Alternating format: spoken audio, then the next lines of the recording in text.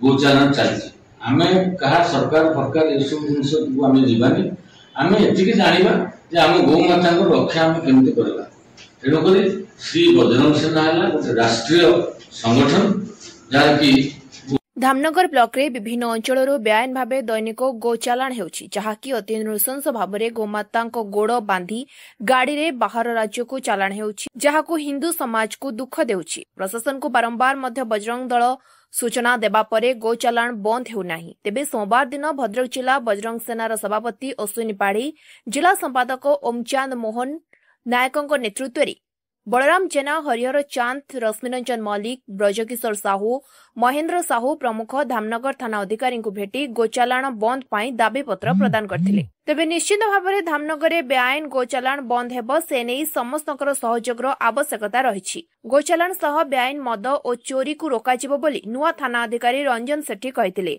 तेबे जदि गोचालाण हेउछि तेबे तुरंत थाना को सूचना दियंतु किंतु आईन को हाथ को न नेबाकु थाना अधिकारी श्री सेठी परामर्श दैथिले।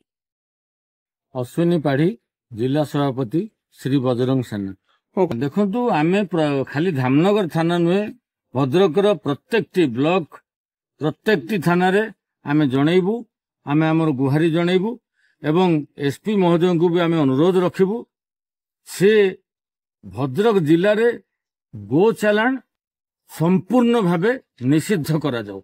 एई आमर गोटे स्लोगान जे श्री बजरंग सेना केबे भी यह क्षमा दब ना एवं प्रत्येक जगार प्रत्येक ब्लॉक प्रत्येक पंचायत वार्ड पर्यंत आमर सेना सेठी सबु जगार उपस्थित अछंती। आमे कौनसी परिस्थिति रे सबु बेले याकू विरोध करिवु। तेणुक आम प्रत्येक थाना अधिकारी को यही आपण मान माध्यम जन देवाक चाहूँ जे आम सहित पूर्ण सहयोग करंतु। यही नहीं कि यही कथा नहीं कि आम धामनगर थाना अधिकारी सहित भी संपूर्ण पुंखानुपुंख आलोचना कलु।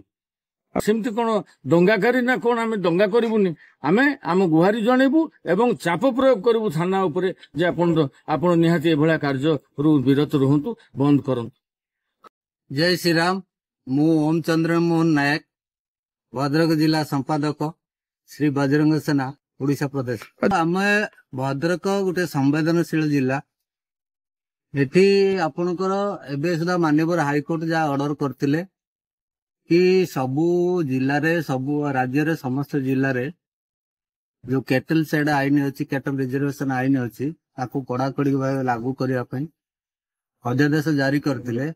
एबे सुधा आपण भद्रकर सबु ब्लॉक रे पंचायत लेवल रे बा सबु थाना लेवल रे आपण देखि परिबे जे बेदड़क गोचालाण एपर्यंत चलीछि। से सबको नजर रखी आम श्री बजरंग सेना तरफ आज आसीलु धामनगर थाना आईएएस को भेटी ए विषय गोटे मेमोरेंडम दिज्व। आमर आभिमुख्य मुख्य आभिमुख्य यह रे जिले रे जेहेतु ये जो गोचालाण गोतस्करी एवं भी सुधा चालू रही माननीय हाईकोर्ट निर्देश पर आम अवगत कराइबा आसीचु जे ये गोचालाण ये गो तस्करी बंद हो संपूर्ण निषेध हो। आउ एटा हमर आज दाबी रहिबो श्री बजरंग सेना तरफ से आम आसु धामनगर थाना आसीचु आईएएस को भेटी ए विषय सविशेष आलोचना करू। धामनगर प्रदीप महापात्र रिपोर्ट स्वतंत्र ओडिशा लाइव।